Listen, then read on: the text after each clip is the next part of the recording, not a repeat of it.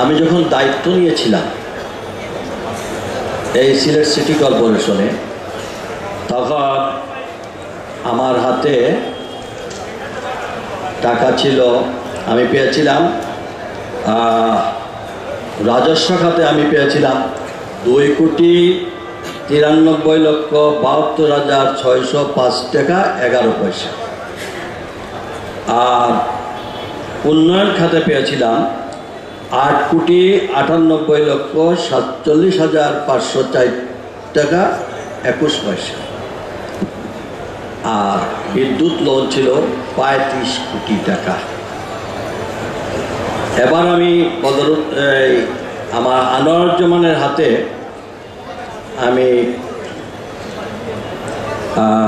উন্নয়ন খাতে রেখে যাচ্ছি 140,44,70,177 টাকা 33 পয়সা। প্লাস গত পরশু আমি তারেও বলছিলাম, যেখানে আমরা সিলেটের উন্নয়নের ব্যাপারে কিন্তু যে কোনো সময় যে কোনো অবস্থায় আমি তারা বল তুমি কথা বলো, কারণ এই তফসিল ঘোষণার আগে সব এমপি মন্ত্রীরা বাটাবাটি করে দিচ্ছেন। তো এখানে মোটামুটি আমি ধন্যবাদ জানাই আমাদের স্থানীয় সরকার মন্ত্রণালয়ের সচিব সহ। আমি গতকালকেই মিটিংয়ে গিয়েছিলাম এবং মিটিংয়ে আমরা আরও 39 কোটি টাকা অনুমোদন নিয়ে আসছি। এর জন্য ধন্যবাদ আমাদের স্থানীয় সরকার মন্ত্রণালয়।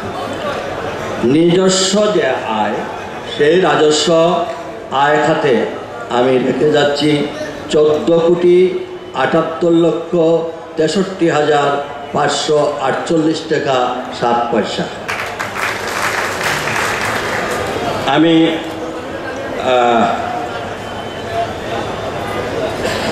আমার এই নগরের যে সকল উন্নয়ন আমার 2 টার্মে আমাদের পরিশোধ করতে যেটুকু হয়েছে, সব কৃতিত্বের দাবিদার এই নগরবাসী।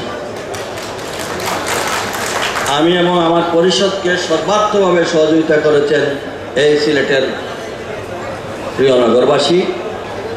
আমি আরেকটা কথা বলতে চাই, আনোয়ারুজ্জামানের জন্য সুবিধা হবে, আমি এবং আমার পরিষদ আমরা যেদিন থেকে শপথ নিই, যেখান থেকে আমি নমিনেশন পাই না কেন, শপথ নেওয়ার পরে আর কোনো আইডেন্টি থাকে না। একটাই আইডেন্টি, আপনি পার্ট অফ দি গভর্নমেন্ট এবং আপনি সকলের জনপ্রতিনিধি, সকল ধর্ম বর্ণ সকলে, এবং এটাকে রাজনীতির ঊর্ধ্বে রাখতে হবে। এই প্রতিষ্ঠান জনগণের প্রতিষ্ঠান, এটা আপনার কাছে আমানত, সেই আমানতে আপনি ধরে রাখবেন, এটা আমার বিশ্বাস।